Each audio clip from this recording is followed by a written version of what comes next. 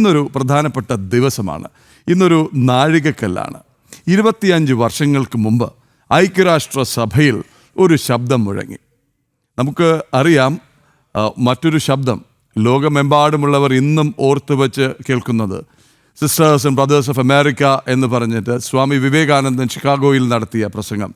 അതുപോലെ നമുക്കിപ്പോൾ ഇന്നത്തെ തലമുറയ്ക്ക് ഓർത്തു വയ്ക്കാനായും ഒരു പ്രസംഗമുണ്ട്.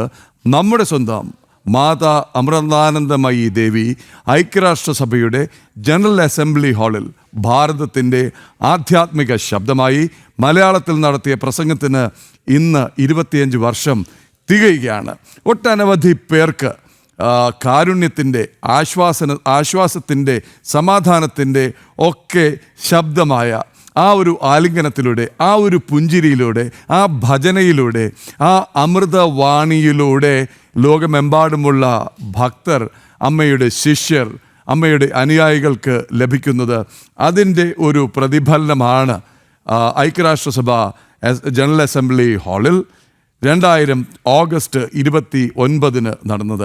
ഐക്യരാഷ്ട്രസഭയിൽ അന്നും ഇന്നും അമ്മയല്ലാതെ ആരും മലയാളത്തിൽ സംസാരിച്ചിട്ടില്ല എന്ന് ഒരിക്കൽ കൂടി ഓർക്കുന്നു. നമുക്ക് കാണാം അത് ആ വാർത്ത.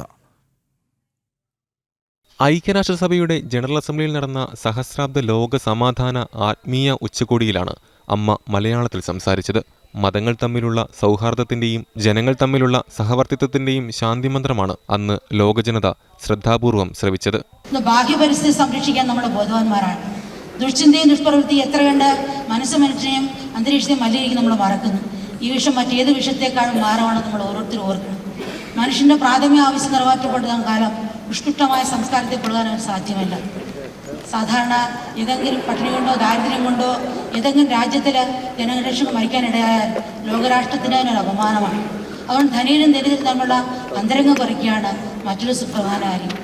3 മിനിറ്റ് മാത്രം ദൈർഘ്യമുള്ള അഭിസംബോധനയിലൂടെ ഭാരതീയ സംസ്കാരത്തിൻ്റെ മഹിമ ലോകത്തെ അറിയിച്ച സ്വാമി വിവേകാനന്ദനെ പോലെ ലോകത്തിലെ പ്രസിദ്ധരായ വാഗ്മികളെല്ലാം അണിനിരന്ന വേദിയിൽ അമ്മ സംസാരിച്ചപ്പോൾ അമ്മയുടെ ജീവിതത്തിൻ്റെ സന്ദേശമാണ് അവിടെ മുഴങ്ങിക്കേട്ടത്.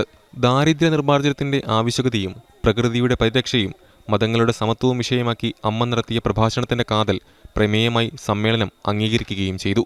അസതോമ സദ്ഗമയ എന്ന മന്ത്രത്തിൽ തുടങ്ങി ലോകത്തിനു മുഴുവൻ സുഖം പകരട്ടെ എന്നർത്ഥം വരുന്ന ലോകാസമസ്ത സുഖിനോ ഭവന്തു എന്ന പ്രാർത്ഥനയോടെയാണ് അമ്മ തൻ്റെ പ്രഭാഷണം അവസാനിപ്പിച്ചത്. ഭാരതീയ സംസ്കാരത്തിൻ്റെ സനാതന സ്വരമാണ് 4 നൂറ്റാണ്ട് മുൻപ് ലോകത്തിനു മുന്നിൽ മുഴങ്ങിയത്.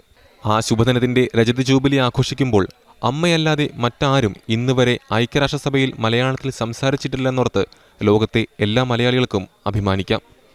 ന്യൂസ് ഡെസ്ക് ജനം. അങ്ങനെ മലയാളത്തിൻ്റെ അമൃതവാണി ഐക്യരാഷ്ട്രസഭ ജനറൽ അസംബ്ലി ഹാളിൽ മുഴങ്ങിയിട്ട് ഇന്ന് 25 വർഷം. അമ്മയ്ക്ക് ജനം ടി വി പ്രേക്ഷകരുടെ, ജനം ടി വിയിലെ എൻ്റെ ഓരോ സഹപ്രവർത്തകരുടെയും ജനം ടി വി മാനേജ്മെൻറ്റിൻ്റെയും സ്നേഹാശംസകൾ. നമസ്തേ. പാദങ്ങളിൽ പ്രണാമം.